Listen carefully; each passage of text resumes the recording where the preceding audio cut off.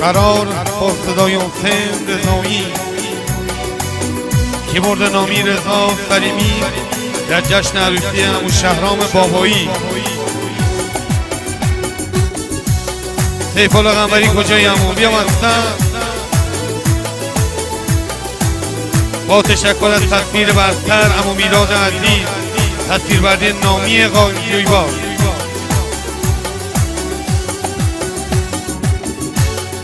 سر قرار نیشتم دلبر که جداری به انتظار نیشتم دلبر که جداری برو.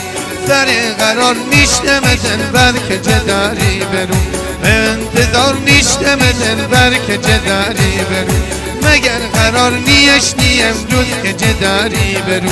با که با کی داری امروز که جداری برو.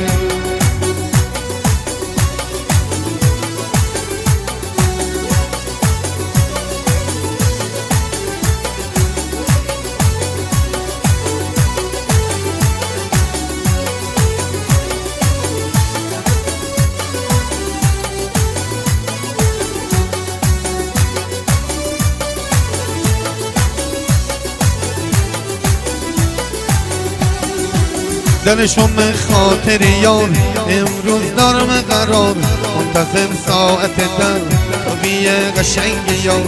برسه پیغام خدامه برسه نام خدامه، منتظر حسم بیا جواب پیغام رنت. سر قرار نیشتم دلبر که جداری برو. به انتظار نیشتم دلبر که جداری برو. سر قرار نیشتم دلبر که جداری برو. به انتظار نیشتم دلبر که جداری برو. مگر قرار نیشتی امروز که جداری برو. با کی داری امروز که جداری برو.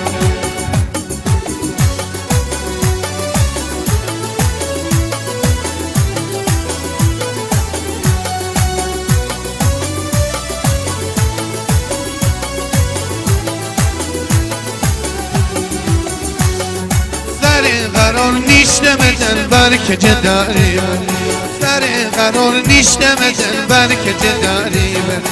به انتظار نیشتم دلبر که جداری برو. به انتظار نیشتم دلبر که جداری برو. مگر قرار نیشتی امروز که جداری برو. با کی داری امروز که جداری برو. ممنون.